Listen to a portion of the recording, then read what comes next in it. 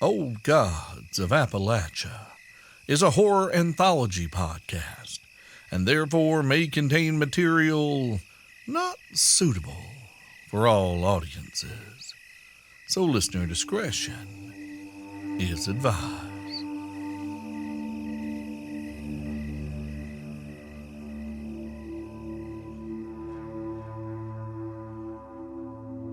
Clay Morgan, Virginia, 1991. Denise Ramey and her cousin Micah hadn't even made it through the front door when Denise's mama, Debbie, strode up to the pair and snatched the flyer from their hands. She scanned the cobbled-together page and shook her head. Absolutely not. Micah, I don't know why I let you talk me into taking you out to that carny-ass record store in the first place. Ain't nothing but druggies and devil worshippers in a place like that. No wonder they keep it hid from respectable folk. I mean, you have to go all the way around to the back of the building to even find it. Backdoor records is right. Denise pictured the stacks of vinyl occupying a graffiti-covered building near the college in Tipton.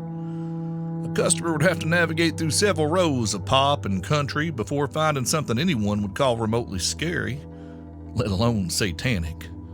All the heavy stuff was tucked away in the back corner, and you really had to know where to look to find the bands that inspired the wrath of the local hellfire and brimstone preachers. Backdoor felt more like a head shop that decided to sell records and some sort of occult meeting house, but she imagined her mama would have been suitably traumatized if she had went inside. I didn't even see you snatch this off that bulletin board. What would people think if they seen you do that? That I wanted to go to the show, maybe? Denise narrowed her eyes and stepped closer to her mother. Mom, you barely go to church, and you've taken me to the record store 1,000,000 times. You even dropped me off at shows over in Paradise. Why are you so suddenly worried about devil worshippers? Debbie Ramey had the grace to blush, but she still clutched the flyer, staring down at the pictures of the bands that had been taped and Xeroxed into grayscale immortality. The glowering face of John David from Violent Fear, resplendent in a ski mask with fake blood smeared about his mouth, held her transfixed.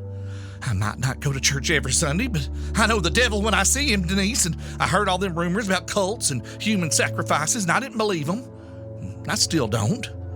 I know people exaggerate, and the preacher down at Micah's daddy's church will say anything to scare people into getting saved, but I didn't know the things you went to were like this.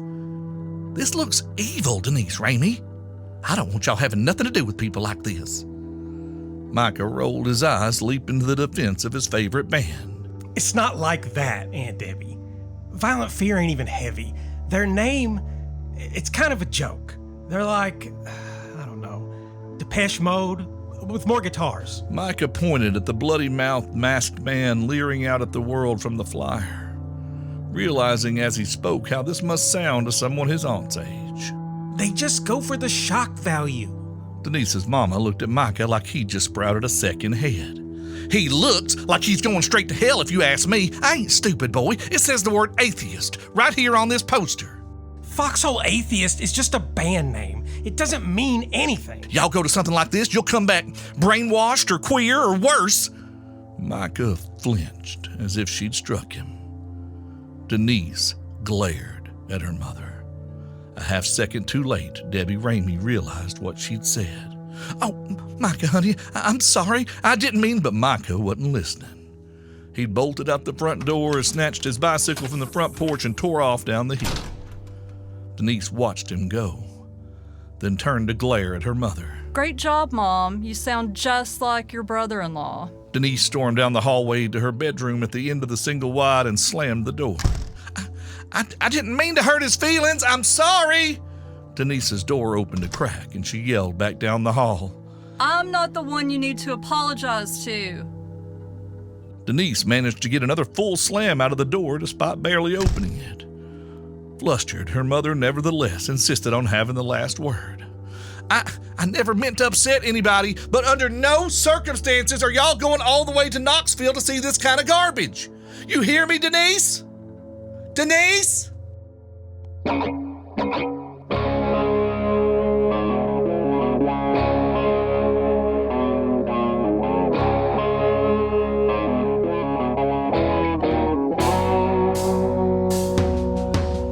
when the walls close in and the light gets swallowed, and there ain't no place that feels like home.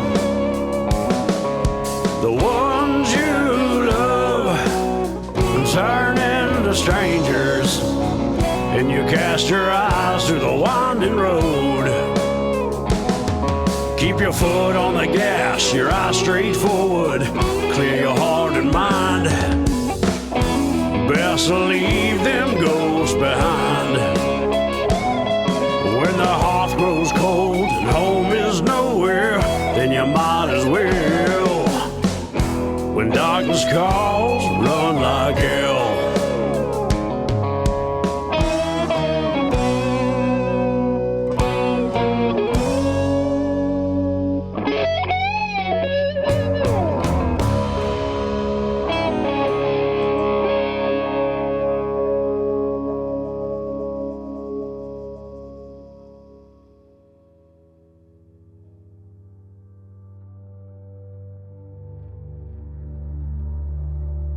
"70-odd miles south of Glamorgan, in the shabby collection of single wides known as Windsor Court, the door to another mobile home swung open.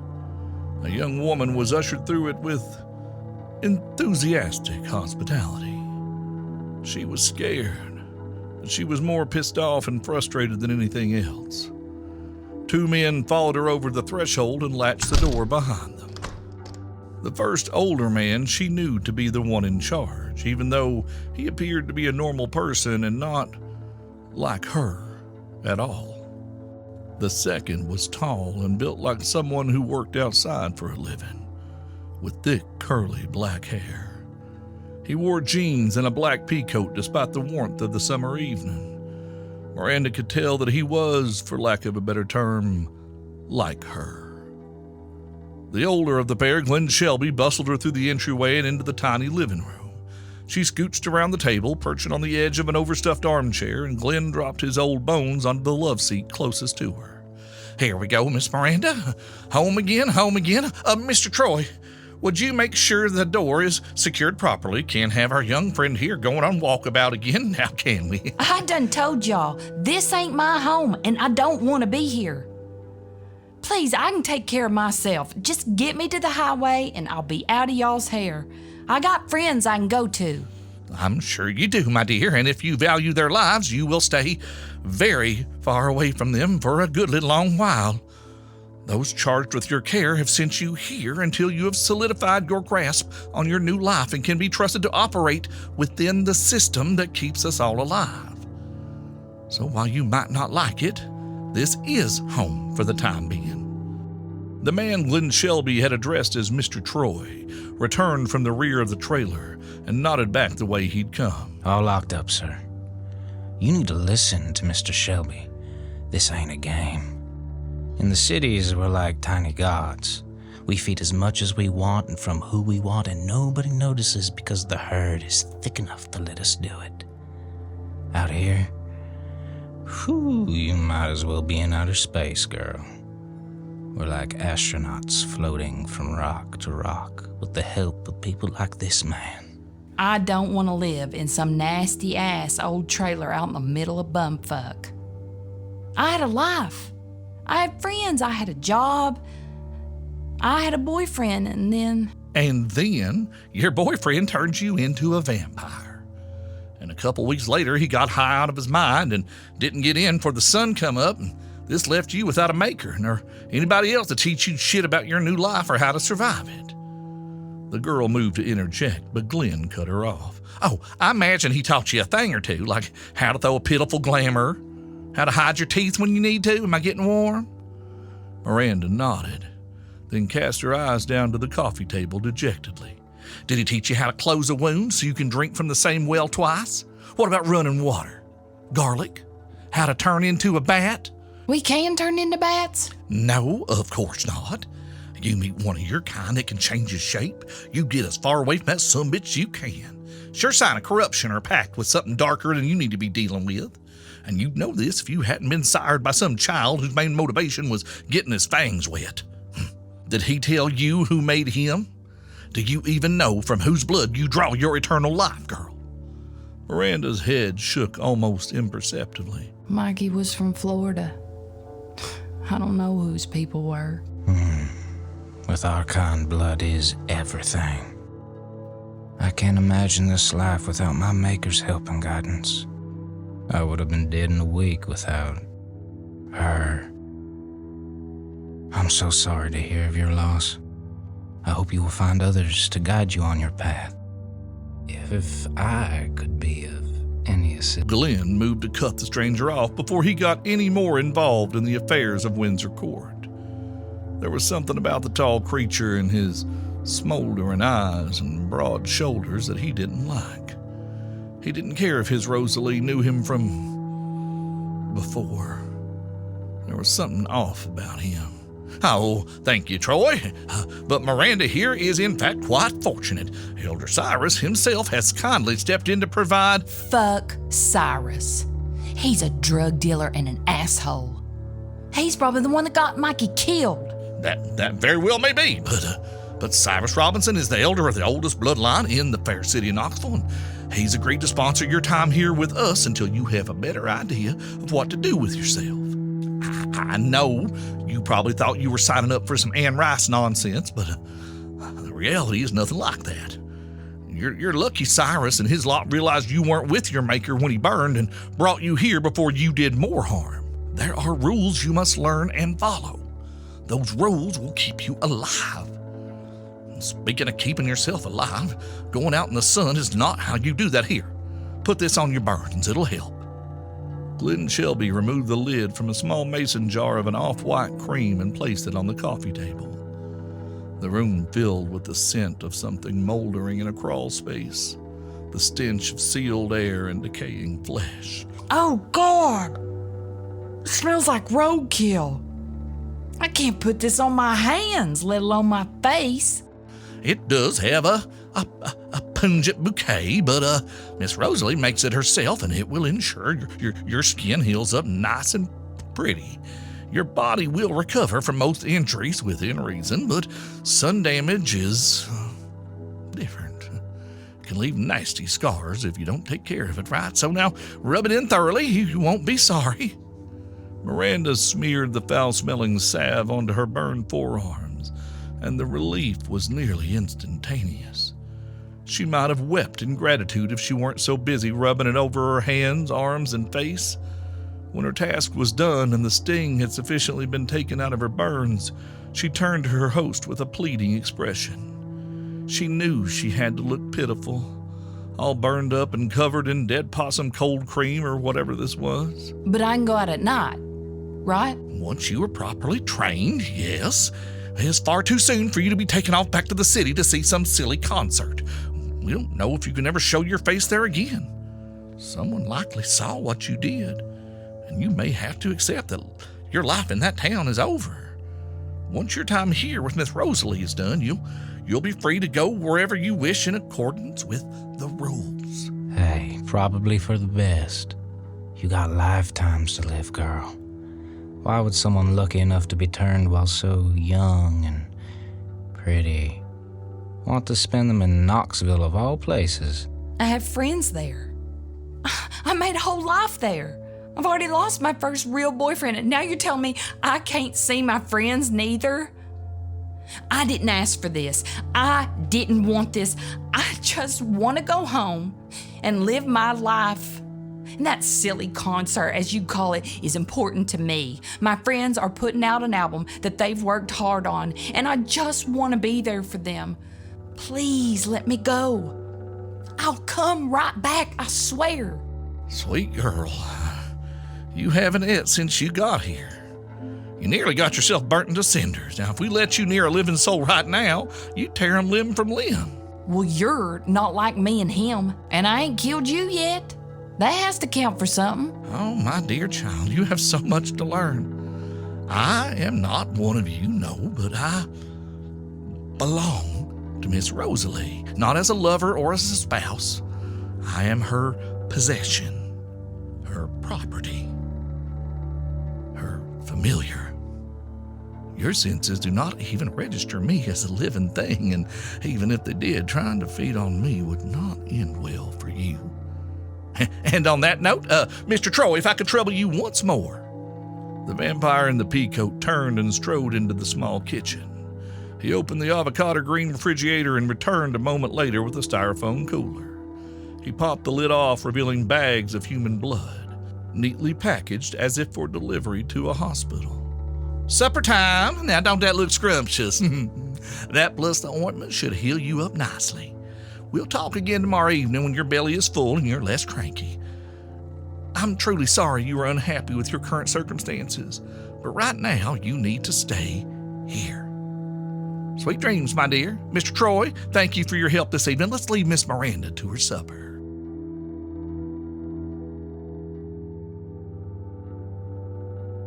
Over the mountain in Glamorgan, in lot number 13 of Cherry Hill, rituals were underway. The prohibitions laid down by Debbie Ramey had proved toothless as usual. She'd informed Denise and Micah that she'd be going out of town with her on-again, off-again boyfriend Wiley Stidham Thursday evening through Saturday afternoon. She left them money for food and gas on the kitchen counter and asked that they please not burn the place down. This particular on-again was no coincidence. Wiley had come through Denise's checkout line at the Payless earlier that week and had, as manners would dictate, asked how her mama was doing. Denise had indicated that her mama was fine, if a bit lonely, and maybe overdue for a night or two out on the town with a handsome man with money. Wiley Stidham was neither of those things, but he took the hint and called Debbie Ramey as soon as he got home. With her mama out of the way, the teens had pooled their money for fuel and gas station wine obtained for them by an older friend, and by the time Denise had finished her shift, the other members of their friend group had already let themselves into her trailer to begin the evening's preparations.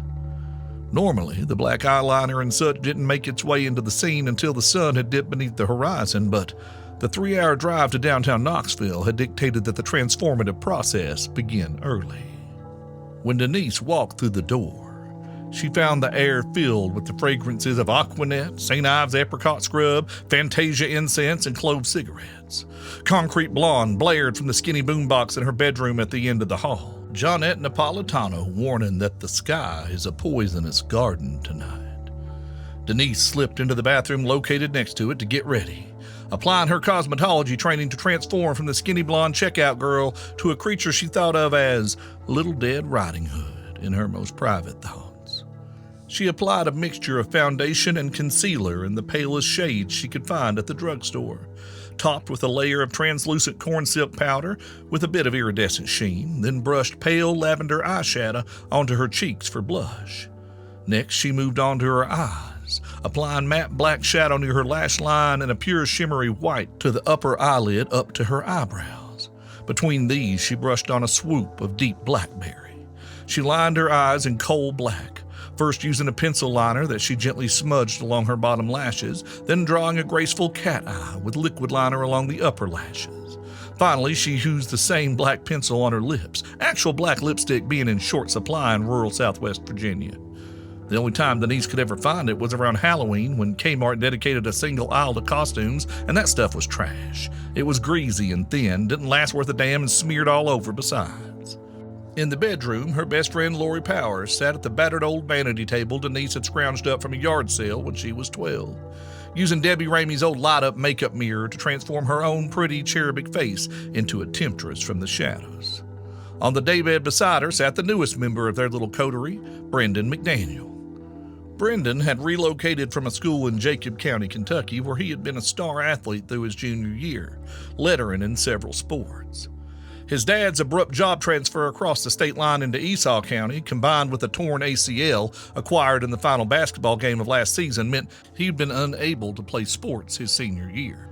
No sports meant no scholarships, which meant Brendan had to stay on top of his grades if he wanted to get into UK in the fall. He'd met Lori in Spanish 3, a subject he would not have passed without her help. That class had been a nightmare for the curvy girl with immaculate eyeliner and perfectly dyed hair as black as midnight in a coal mine. It was filled with the standard issue mean girls who seemed to take issue with every element of Lori Powers' existence. When the hot new boy told them all to eat shit and mind their business, Brendan's social standing in his new school had taken a dive, but he didn't seem to mind. He enjoyed Lori's company and had followed her like a puppy right into their little coven of outcasts and weirdos. While on the surface, Brendan appeared to be a clean-cut jock. Once they all got to know the new kid, they found he fit right in. He was into bands like Metallica and Ministry, whom he'd been introduced to by an older kid named Kevin at his old school. Brendan talked about Kevin a lot. How Kevin got him into this band or that cult classic movie, or Kevin taught him how to make stir-fry with nothing more than soy sauce and Sprite for the seasoning. His prized possession was a watch that Kevin had given him for his 17th birthday. Denise, Lori, and Micah were pretty certain that Brendan and Kevin had been a bit more than just friends, but they didn't press for the details. They figured he'd get around to telling them about that in his own good time. With his incongruous Saved by the Bell haircut, 9 Inch Nails t-shirt, and black jeans, Brendan looked as though he was trying on a whole new identity tonight. Micah was painting his nails a dazzling shade of purple glitter. He watched in amazement as his fingertips became a sparkling forest of violet gemstones. He studied them for a moment as a look of heavy, pondering thought crossed his face. I think I hate my name. Okay. Why do you hate your name? It's just so generic. It's like there were too many Brandons in the world, so they changed one letter. My dad might as well have named me Football. I need a cool nickname. What do y'all think of Thorn? Ain't nobody calling you Thorn, baby doll. Why not? We're out of school. It's not like the Chads and the Travises are gonna fuck with me now. Though I would kind of like to see them try. Brendan grinned to himself. Bad knee or not, he could probably take most of the boys on the Pioneers' offensive line if it came down to a fair fight. He might have spent this school year on crutches and the better part of the last 6 weeks in physical therapy, but he had been all-region football and wrestling at his old school. And he'd done his best to keep the rest of his body in shape without doing himself further injury. Shug, for one, you don't get to pick your own nickname. You want to go down to the courthouse and change your government name? You can do that. But you don't get to pick your nickname. For two, you wouldn't be a thorn. I see you as more of a sugar tit. Sugar tits? I mean, I have been working out my pecs lately. Brendan struck an exaggerated bodybuilding pose, and Micah let out a cackle, struck by the hilarity of their token jock friend flexing like a pro wrestler with his sparkly purple nails. He laughed so hard he had to set the nail polish down for fear of spilling it all over Denise's bed. Oh, yes, baby. Sugar Mania is running wild. Show us what you got. Woo! Brendan scooped Micah up and delivered the gentlest body slam he could onto Denise's daybed, nearly sending the box filled with her nail polish collection flying. Oh, God! I've been sugar slammed! As the hooting and laughing reached its crescendo, Denise poked her head around the corner to see what the fuss was about. What's going on in here? Y'all already getting into the Boone's farm without me? Micah, get off my bed. Ooh, Brendan, I like your nails. Brendan held his hands out in front of him, wiggling his fingers while swinging his hips to the beat of the tape, shaking what the good Lord gave him as Johnette Napolitano wailed. All of them joined in singing the final chorus to The Beast, Lori's powerful voice soaring above the others, harmonizing perfectly with the lead singer of Concrete Blonde's signature croon. By the end of the song, all of them were leaning on each other and laughing, glowing with the kind of camaraderie that only comes along once or twice in a person's life. The sort of connection that would fade into the golden sunset of youth before they knew it. Denise hated to be the one to break this spell, but since her older brother Bradley had left town, it had fallen to her to be the responsible one. And she needed to herd these cats into the car if they wanted to make it to the show on time. All right, let me go get my crap out of the back seat so y'all have a place to sit. We need to get on the road. Micah, make sure you put the lid back on the nail polish good and tight, okay? That purple glitter wasn't cheap. Lori, can you make sure he does it right? Last time he spilled my Lincoln Park After Dark and I still ain't found that exact color again. I got you, Shug. You twist him on good, youngin'. I got it, Dee Dee. Calm down. Denise walked down the hall, through the living room, and out the front door where their chariot awaited. The vet, as they called it, sat in the driveway in all its dusty gray glory. Bradley used to brag about the vet he got for his 16th birthday, the joke being the car in question was a Chevette and not a Corvette. In point of fact, he had received a cake from Food Line and a card with $10 in it when he reached that magical age. The car he bought himself. mowing lawns and cleaning out gutters for 2 summers to save up enough to buy the ancient hatchback from Rogers Auto Sales a half-mile down the road. He'd plastered the back window with band stickers, Sabbath and Anthrax, and some old punk bands like Minor Threat and Social Distortion. Denise had been slowly adding her own to the mix since she'd inherited the car. The Cure, of course, Bauhaus and Joy Division, and a smattering of local bands like No More Light, Violent Fear, and Punch and Judy. Denise lit up a cigarette and leaned into the back seat, pulling out jackets and sweaters, a couple spare uniform tops, and various other shit she would have taken inside ages ago. Her brother would have never allowed so much to accumulate. While in typical teenage fashion, his bedroom might have looked like the aftermath of a tornado, he had been meticulous about the vet, spending a couple hours every weekend washing, waxing, and vacuuming out her interior. He'd been so proud of that car. Denise could hardly believe it when her brother had handed her the keys the night he told her he was leaving. The vet had been as much a part of Bradley Ramey as his crooked smile or the sandy brown hair that he'd worn to his shirt collar since he was old enough to go to the barbershop by himself. She'd called lifelong shotgun the day he brought it home, and Bradley would let her drive it home after shows occasionally, even before she had her own license, when it was late and he'd had a beer or two too many. From time to time, she'd taken it to work when their mama's car was in the shop, but it had felt weird to slip behind the wheel and claim the vet as her own. And truth to tell, she'd rather have him than the damn car. She missed her big brother. 4 years older than Denise, Bradley had hung around for a couple years after graduating Glamorgan High, taking classes during the day and delivering pizza at night. She had known he was trying to save up money to get out of Esau County, but it had still come as a shock when he told her he was leaving. He'd earned his certificate in welding from the local community college and was going to North Dakota, of all places, to work on the pipeline.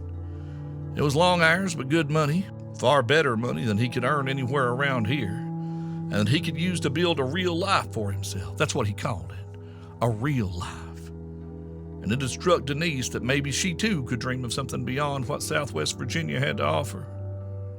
Her brother, like everyone else, assumed she would just get a job at a local salon after she passed her cosmetology exam, but at this point, Denise wasn't sure she even wanted to take the damn thing.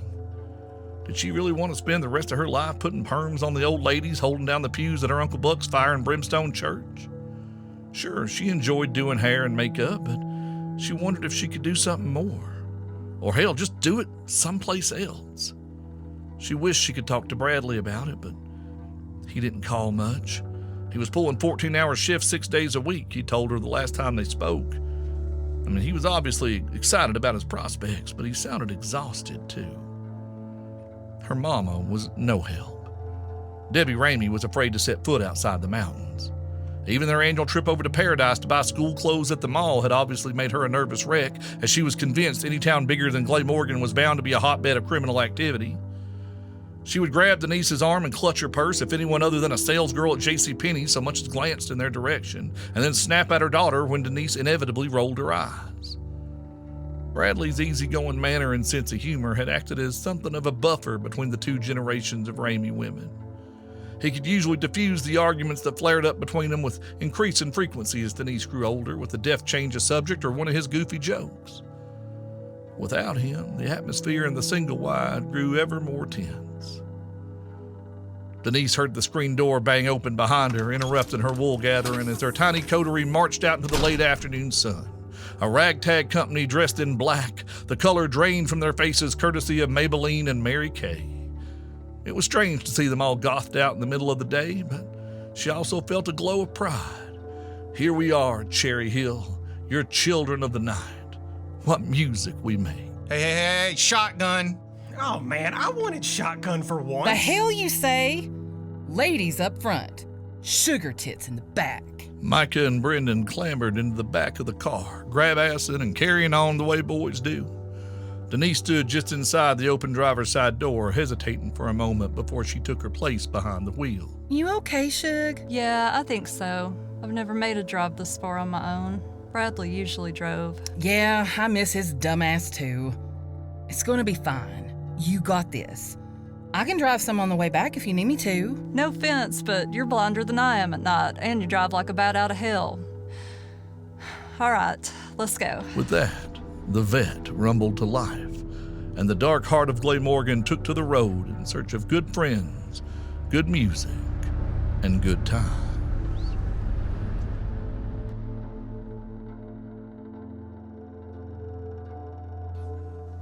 About an hour after sundown, in a house somewhere out near Big Gap Road in Baker's Gap, a kitchen phone began to ring, and Cody Blevins plucked it from its place on the wall before it could finish its chirping song a second time. Hello? Bear? It's Glenn Shelby. Hey, Glenn, everything all right up there? We do have a small situation. We brought Miss Miranda back to the property and told her very sternly that she was not to leave her rooms tonight, but... She got loose again. I know. Come across the CB about 20 minutes ago. The Ayers boys spotted her getting into a service van for an HVAC company out of Sevierville. They were following up on it. Oh, good. You know the Ayers boys well enough, I think. Could you reach out to them and see if they... It's too late, Glenn. They clocked her earlier today when she was in town. Like I said, it was on the CB. Everybody heard it. Bird called claim on it. Wouldn't surprise me if she's already in the wind. I'm sorry, man. There ain't nobody can reason with that woman once she's on the hunt. Oh. I see. Thank you, Bear. I'll see what we can do on our end. Don't do nothing stupid now, Glenn. This is Bird we're talking about. You know, I know. Y'all have your protocols and we have ours. Have a good night, Bear. You too, Glenn, and for what it's worth, I'm sorry. So am I, Bear. So am I.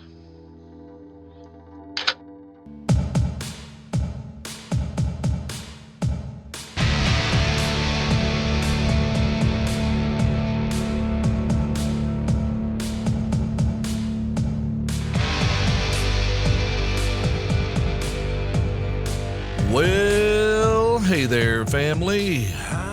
Thank y'all for sticking with us as we journey into the deepest shadows of the early 90s here in the final arc of Season 5 of Old Gods of Appalachia, Run Like Hell. We have bodies in motion from both sides of the proverbial state line headed towards the big city of Knoxville. Who do y'all think is following on their heels? Guess we'll have to come back next time and find out what bird of ill omen might be casting its shadow over our young folk, both living and dead. I hope you'll join us. I truly do. Now, if you want even more stories of the green and the dark that wander all over the timeline from the 19th century through the late 20th, you could cast your tithe into collection plate and join us over in The Holler, our paid subscription service, where you can access hours upon hours of exclusive storylines like Build Mama a Coffin, Blackmouth Dog, Familiar and Beloved, alongside studio productions of some of our live show stories such as Easy Money or The Ties That Bind. If you can spare a few dollars a month, head on over to oldgodsofappalachia.com/theholler and join us today. We promise that it's well worth your time and hard-earned money. Now, this is there ain't no goth party like an Appalachian goth party, because an Appalachian goth party don't stop even when people yell slurs from passing pickup trucks. Reminder that Old Gods of Appalachia is a production of Deep Nerd Media and is distributed by Rusty Quill. Today's story was written and produced by Steve Shell and Cam Collins. Our theme song is by Brother Landon Blood, and our outro music, Neon Dracula, is by Violent Fear, a.k.a. Jacob Danielson Moore, and it's currently available over on Jacob's Bandcamp, and you can find a link to that in the show notes. The voice of Miranda is Andie Marie Tillman. The voice of Troy is Adam Kampouris. The voice of Denise Ramey is Autumn Boegeman. The voice of Micah Ramey is Aaron Bentley. The voice of Brendan McDaniel is Craig Rice. And the voice of Lori Powers is Allison Mullins. We'll talk to you soon, family. Talk to you real soon.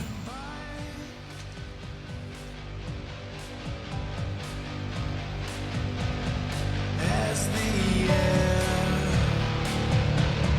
tastes thick, as lovers tie,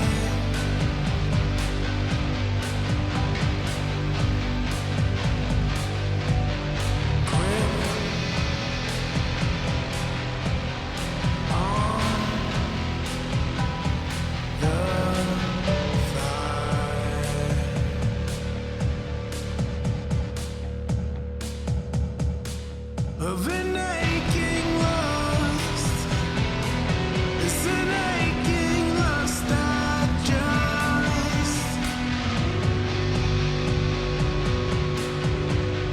Just